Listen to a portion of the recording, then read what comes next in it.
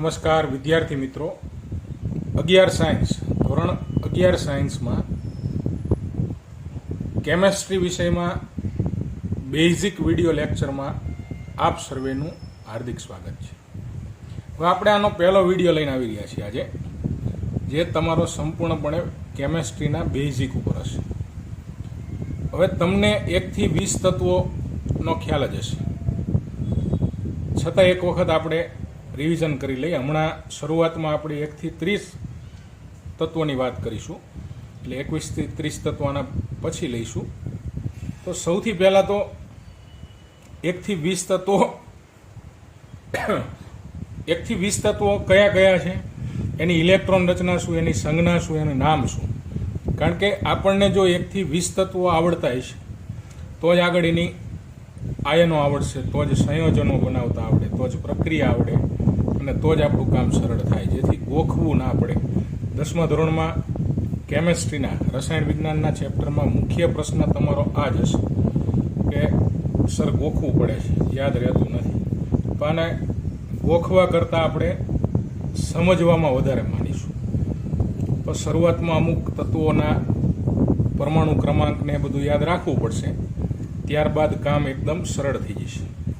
તો સૌથી પહેલાં 1 થી 20 તત્વો કયા? પહેલું H એટલે હાઇડ્રોજન, He એટલે હિલિયમ, Li એટલે લિથિયમ, Be બેરેલિયમ અથવા બેરિલિયમ, B એટલે boron, C carbon, N nitrogen, O oxygen, F chlorine, Ne neon, Na sodium, Mg magnesium, Al aluminium, Si silicon, P phosphorus, S sulphur, Cl chlorine, Ar argon, K potassium અને Ca calcium. તો આ થયા સંજ્ઞા અને નામ. હવે electron રચના શું? તો તમે ભૂતકાળમાં તમને એટલો તો ખ્યાલ જ છે કે કોઈ પણ પરમાણુ છે એમાં વચ્ચે કેન્દ્ર હોય અને કેન્દ્રની ફરતે કક્ષાઓ હોય. તો તમે 9મા 10મા ધોરણ સુધી કક્ષા જ શીખાશો. હવે આપણે એમાં કક્ષકો પણ શીખવાની છે. હવે તમે મુખ્ય 4 કક્ષાઓ લેતા: K કક્ષા, L કક્ષા, M અને N. પહેલી કક્ષાને તમે K નામ આપતા, બીજી કક્ષાને L નામ આપતા, ત્રીજી કક્ષાને M અને ચોથી કક્ષાને N. હવે તમે એમાં એવું કહેતા કે પહેલી કક્ષામાં મહત્તમ 2 ઇલેક્ટ્રોન સમાય, બીજીમાં 8, ત્રીજીમાં 18 અને ચોથીમાં 32. એટલે 2, 8, 18, 32નો નિયમ આપણને ખ્યાલ હોવો જોઈએ, જે આગળ આવર્ત કોષ્ટક શીખવામાં પણ ખૂબ જ ઉપયોગી થશે. તો પરમાણુ ક્રમાંકની વ્યાખ્યા શું? સૌથી પહેલા પરમાણુ ક્રમાંક એટલે પરમાણુમાં રહેલા પ્રોટોનની સંખ્યા અથવા ઇલેક્ટ્રોનની સંખ્યા. તો કેન્દ્રમાં પ્રોટોન અને ન્યુટ્રોન બંને હોય, કક્ષામાં માત્ર ઋણ વીજભારિત ઇલેક્ટ્રોન હોય. હંમેશા પ્રોટોન અને ઇલેક્ટ્રોનની સંખ્યા હંમેશા સરખી હોય. ન્યુટ્રોન ક્યારેક વધારે હોઈ શકે, હાઇડ્રોજન જેવા તત્વોમાં ન્યુટ્રોન જ નથી, એવું પણ બની શકે. તો પરમાણુ ક્રમાંક એટલે પ્રોટોનની સંખ્યા અથવા ઇલેક્ટ્રોનની સંખ્યા. તો હાઇડ્રોજનનો પરમાણુ ક્રમાંક 1 છે, મતલબ એમાં તમારે 1 ઇલેક્ટ્રોન સમાવવાનો છે. તો 1 ઇલેક્ટ્રોન છે એ પહેલી કક્ષામાં જ સમાઈ જાય. હિલિયમમાં 2 ઇલેક્ટ્રોન સમાડવાના, તો એ પણ પહેલી કક્ષામાં સમાઈ જાય, કારણ કે પહેલી કક્ષામાં વધુમાં વધુ 2 ઇલેક્ટ્રોન સમાતા હોય છે. હવે લિથિયમમાં 3 ઇલેક્ટ્રોન સમાડવાના, તો પહેલી કક્ષામાં 2 જ સમાય, તો ત્રીજો ઇલેક્ટ્રોન છે એ બીજી કક્ષામાં જાય, એટલે એની ઇલેક્ટ્રોન રચના 2, 1 થાય. ચાલો, તો હવે બેરેલિયમની શું થાય? 2, 2. બોરોનની 2, 3 એટલે 5 થઈ ગયા. કાર્બનની 2, 4. નાઇટ્રોજન 2, 5. ઓક્સિજન 2, 6. ફ્લોરિન 2, 7. નિયોન 2, 8. હવે બીજી કક્ષાની કેપેસિટી પૂરી થઈ ગઈ. બીજી કક્ષામાં મહત્તમ 8 જ સમાતા હોય. તો હવે સોડિયમની ઇલેક્ટ્રોન રચના શું થાય? 11 સમાડવાના છે. પહેલી કક્ષામાં 2, બીજી કક્ષાના 8, 8 ને 2 10, તો 11મો ઇલેક્ટ્રોન છે એ ત્રીજી કક્ષામાં જાય. તો 2, 8, 1, પછી 2, 8, 2, 2, 8, 3, 2, 8, 4,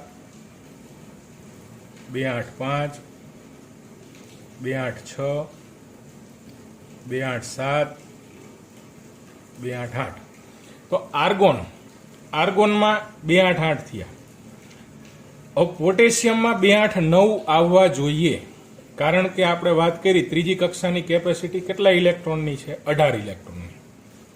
છતાંય પોટેશિયમમાં જે 19મો ઇલેક્ટ્રોન છે એ ચોથી કક્ષામાં જાય છે. એ જ રીતે કેલ્શિયમમાં પણ 19મો અને 20મો ઇલેક્ટ્રોન ચોથી કક્ષામાં જાય. આ બંને અપવાદ છે, આ ખાસ ધ્યાનમાં લઈશું. શા માટે આવ્યા એ આગળ તમને કક્ષકોની જ્યારે વાત આવે ત્યારે ખ્યાલ આવશે.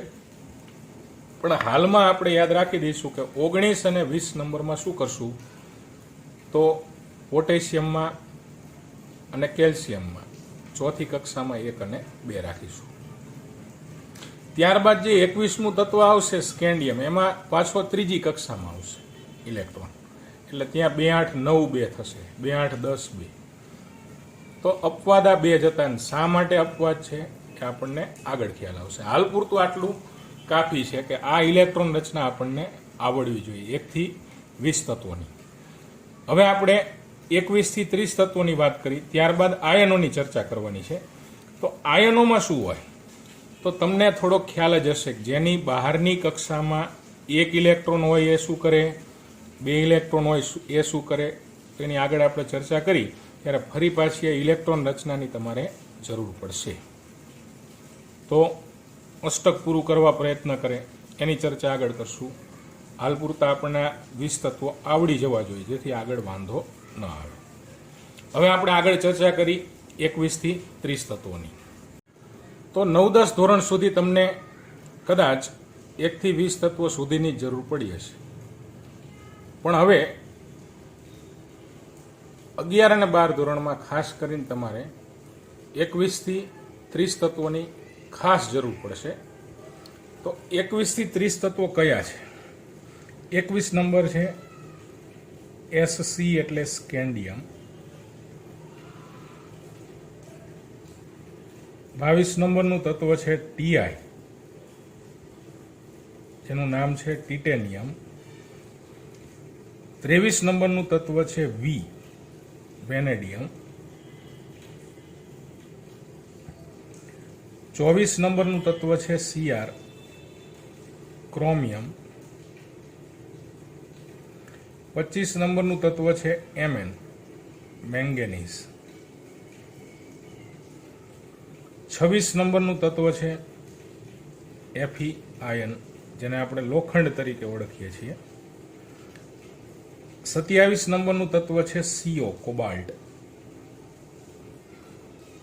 28 નંબરનું તત્વ છે Ni, નિકલ. 29 નંબર છે Cu, કોપર, જેને આપણે તાંબા તરીકે ઓળખીએ છીએ. અને 30 નંબરનું તત્વ છે Zn, ઝિંક.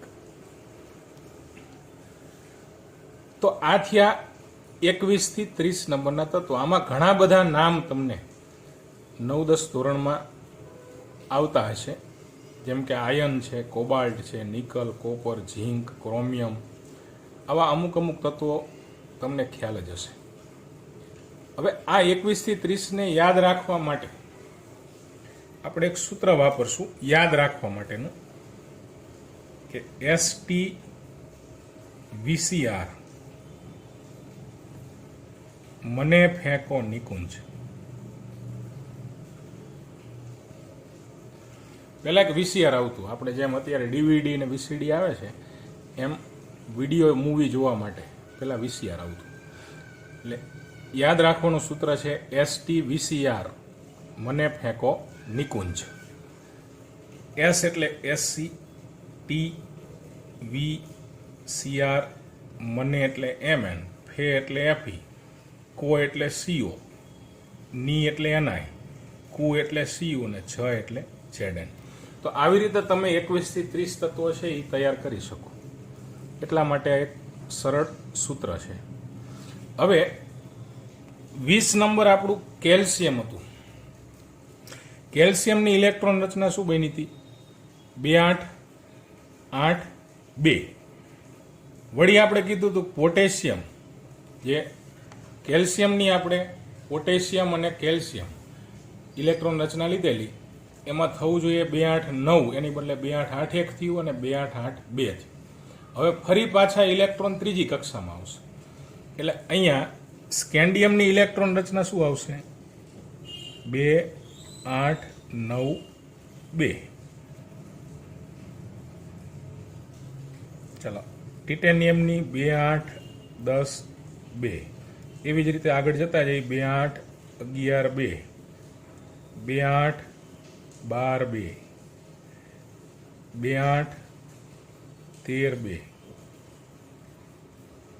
2813-2, 2814-2, 2815-2, 2816-2,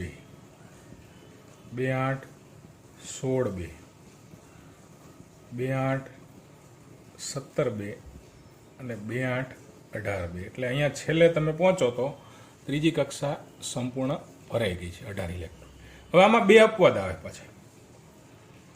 એક 10 તત્વો છે, એમાં વચ્ચેનું તત્વ છે મેંગેનીઝ, એની ઉપરનું તત્વ, આની એક ઇલેક્ટ્રોન રચના ખોટી છે. એટલે આની સાચી ઇલેક્ટ્રોન રચના થાય છે 2813-1.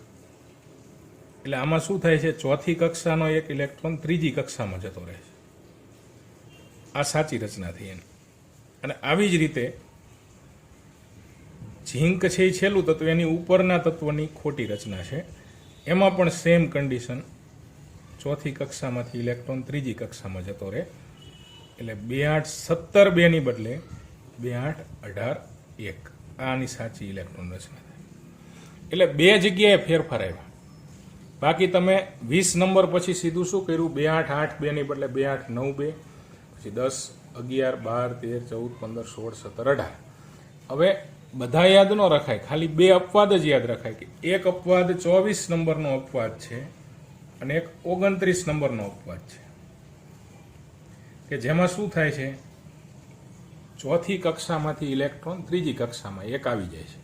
હવે શા માટે થાય છે કે ચોથી કક્ષામાં થી એક ઇલેક્ટ્રોન ત્રીજી કક્ષામાં શા માટે આવે છે? તો એના માટેનું જે કંઈ લોજિક છે, એના માટેનું જે કંઈ કારણ છે, એ આગળ આપણે કક્ષકોનો અભ્યાસ કરીશું. આપણે અત્યારે કક્ષા પ્રમાણે ઇલેક્ટ્રોન રચના લખી છે, KLMN પ્રમાણે. પછી કક્ષક પ્રમાણે આવશે. કક્ષકમાં S, P, D, F આવી કક્ષક આવશે. 1S, 2S, 2P, 3S, 3P, 3D, 4S, 4P, 4D, 4F આવી બધી કક્ષકોનો અભ્યાસ આવશે.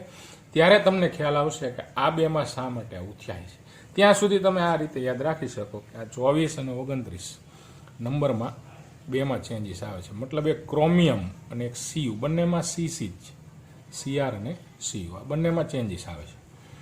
તો આ થઈ 21 થી 30 નંબર. હવે આમાં તમે જોઈ શકો મોટા ભાગે 12ની કક્ષામાં 2 ઇલેક્ટ્રોન જ છે. તો આ બધાના જે લક્ષણો છે, પ્રક્રિયા કરવાની ક્ષમતા છે, એ લગભગ બધાની સરખા જેવી જ છે. તો આ થયા 21 થી 30 તત્વો.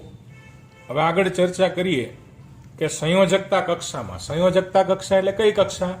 બહારની કક્ષા. બહારની કક્ષામાં કેટલા ઇલેક્ટ્રોન હોય, તો કોણ શું કરે? ગુમાવે કે મેળવે? ઇલેક્ટ્રોન ગુમાવે તો શું કહેવાય? ઇલેક્ટ્રોન મેળવે તો શું કહેવાય? આની ચર્ચા કરીએ. હવે નિયમ એવો છે, કોઈ પણ પરમાણુ છે એ પોતાનું અષ્ટક પૂર્ણ કરતું હોય છે. તો અષ્ટક પૂર્ણ કરે એનો અર્થ શું? કે કોઈ પણ પરમાણુ છે એ કાં ઇલેક્ટ્રોન ગુમાવશે અથવા તો ઇલેક્ટ્રોન મેળવશે અને પોતાનું અષ્ટક પૂર્ણ કરશે. અષ્ટક એટલે 8 ઇલેક્ટ્રોન પૂરા કરે બહારની કક્ષામાં. સંયોજકતા કક્ષા એટલે બહારની કક્ષા. તો એને આપણે સિમ્પલી એવું કહી શકીએ કે કોઈ પણ પરમાણુ છે ને એ બહારની કક્ષામાં 0 અથવા 8 ઇલેક્ટ્રોન રાખવાનો પ્રયત્ન કરશે. તો જેની બહારની કક્ષામાં સંયોજકતા કક્ષામાં 1 ઇલેક્ટ્રોન હોય તો એને નજીક શું પડે? 0 નજીક પડે કે 8? હવે એને 0 કરવો હોય તો 1 ઇલેક્ટ્રોન ગુમાવવો પડે અને 8 કરવા હોય તો એને 7 ઇલેક્ટ્રોન મેળવવા પડે. તો એને સરળ શું પડે? 1 ઇલેક્ટ્રોન ગુમાવવો સરળ પડે કે 7 મેળવવા? તો કહી શકાય એને એક ઇલેક્ટ્રોન ગુમાવવો સરળ પડે, એટલે જેની બહારની કક્ષામાં એક ઇલેક્ટ્રોન હોય એ એક ઇલેક્ટ્રોન ગુમાવી દેશે એટલે 0 થઈ જશે. હવે જેની બહારની કક્ષામાં 2 હોય એને 0 નજીક પડે કે 8, મતલબ એને 0 કરવા હોય તો એ 2 ઇલેક્ટ્રોન ગુમાવશે અને 8 કરવા હોય તો 6 મેળવવા પડે. તો 6 મેળવવા કરતાં એને સરળ શું પડે? 2 ઇલેક્ટ્રોન ગુમાવવા. જેની બહારની કક્ષામાં 3 હોય એને 0 કરવા હોય તો 3 ગુમાવવા પડશે અને 8 કરવા હોય તો 5 મેળવવા પડે. તો એ શું કરશે? 3 ઇલેક્ટ્રોન ગુમાવશે. હવે 4 વાળો છે એને 2 નજીક પડે. 4 ગુમાવે તો 0 થઈ જાય, 4 મેળવે તો 8 થઈ જાય. તો 4 વાળો છે એ ક્યારેક 4 ઇલેક્ટ્રોન ગુમાવશે અથવા ક્યારેક 4 ઇલેક્ટ્રોન મેળવશે. 5 વાળો શું કરશે? 5 વાળાને 0 કરવા હોય તો 5 ગુમાવવા પડે, 8 કરવા હોય તો 3 જ મેળવવા પડે. તો એને સહેલું શું પડે? 3 ઇલેક્ટ્રોન મેળવવા સહેલા પડે. તો એ 3 ઇલેક્ટ્રોન મેળવશે. એ જ રીતે 6 વાળાને શું સહેલું પડે? 2 ઇલેક્ટ્રોન મેળવવા, કારણ કે 2 મેળવે તો 8 થઈ જશે. 7 વાળો 1 ઇલેક્ટ્રોન મેળવશે, 1 મેળવે એટલે 8 થઈ જાય. હવે 8 વાળો શું કરશે? તો એક ઇલેક્ટ્રોન ગુમાવશે પણ નહીં કે મેળવશે પણ નહીં. ગુમાવશે નહીં, મેળવશે નહીં, કારણ કે એનામાં 8 ઓલરેડી છે જ. તો આવાને આપણે નિષ્ક્રિય વાયુ કહીશું, નિષ્ક્રિય તત્વો કહીશું. હવે મહત્વની વાત એ કે ઇલેક્ટ્રોન ગુમાવે તો કયો આયન બને અને ઇલેક્ટ્રોન મેળવે તો કયો આયન બને. તો આપણે એક ઉદાહરણ લઈએ કે હાઇડ્રોજન છે. હાઇડ્રોજનનો પરમાણુ ક્રમાંક છે 1. એટલે હાઇડ્રોજન પાસે 1 પ્રોટોન હોય અને 1 ઇલેક્ટ્રોન હોય, એટલે એનો વીજભાર અત્યારે 0 છે હાલમાં, કારણ કે પ્રોટોનનો +1 વીજભાર હોય, ઇલેક્ટ્રોનનો -1. હવે આ હાઇડ્રોજન જો 1 ઇલેક્ટ્રોન મેળવે તો શું થાય? હાઇડ્રોજન 1 ઇલેક્ટ્રોન મેળવે તો એની પાસે પ્રોટોન તો 1 જ રહેશે, પણ ઇલેક્ટ્રોન કેટલા થઈ જાય? 2 થઈ જાય. તો આના લીધે એનો વીજભાર શું થાય છે? પ્રોટોનના લીધે +1, ઇલેક્ટ્રોનના લીધે -2, તો ટોટલ વીજભાર શું થઈ જાય? -1. તો જ્યારે કોઈ તત્વ ઇલેક્ટ્રોન મેળવે તો એનો ઋણ વીજભાર આવે. મેળવીને કયો વીજભાર ધારણ કરે? ઋણ. કારણ કે ઇલેક્ટ્રોન મેળવે છે, ઇલેક્ટ્રોનનો વીજભાર જ ઋણ છે, તો ઋણ વીજભાર આવે. જેટલા મેળવે એટલો આવે. 2 મેળવે તો -2, 3 મેળવે તો -3. હવે આ જ હાઇડ્રોજન જો 1 ઇલેક્ટ્રોન ગુમાવી દે તો શું થાય? 1 ઇલેક્ટ્રોન ગુમાવી દે તો એની પાસે 1 જ પ્રોટોન વધે, ઇલેક્ટ્રોન 0 થઈ જાય. તો આના લીધે એનો વીજભાર શું થઈ જાય? +1. તો ઇલેક્ટ્રોન ગુમાવવાથી હંમેશા કયો વીજભાર આવશે? ધન વીજભાર. તો અહીંયા કહી શકાય કે જેની બહારની કક્ષામાં 1 ઇલેક્ટ્રોન હોય, મતલબ જેમાં સંયોજકતા ઇલેક્ટ્રોનની સંખ્યા 1 હોય, તે 1 ઇલેક્ટ્રોન ગુમાવશે અને +1 વીજભાર ધારણ કરશે. જે 2 ગુમાવશે એનો વીજભાર +2 આવશે, 3 ગુમાવશે એનો +3 આવશે, 4 ગુમાવશે તો +4 અને 4 મેળવશે તો -4, 3 મેળવશે તો -3, 2 મેળવશે તો -2, 1 મેળવશે તો -1. હવે આમાં કોને ધાતુ કેવી, કોને અધાતુ કેવી? ચાલો, ધાતુ કેવી હોય? ઉષ્મા અને વિદ્યુતની સુવાહક હોય. હવે વિદ્યુતનું સુવાહક કોણ હોય? વિદ્યુતનું વહન જે કરાવી શકે એને તમે વિદ્યુતનું સુવાહક કહેતા. તો વિદ્યુતનું સુવાહક ધાતુઓ હોય. તો ધાતુ ઇલેક્ટ્રોન ગુમાવી શકે છે એટલે એ વિદ્યુતની સુવાહક છે. તો જે ઇલેક્ટ્રોન ગુમાવી શકે, મતલબ આ 3 કેસમાં કે બહારની કક્ષામાં 1 ઇલેક્ટ્રોન હતો, 2 હતા કે 3 હતા, ત્રણેય કેસમાં જે તત્વો છે ઇલેક્ટ્રોન ગુમાવતા હતા. અમુક 1 ગુમાવતા, અમુક 2 ગુમાવતા, અમુક 3 ગુમાવતા. તો જે ઇલેક્ટ્રોન ગુમાવે એને ધાતુ કહેવાય.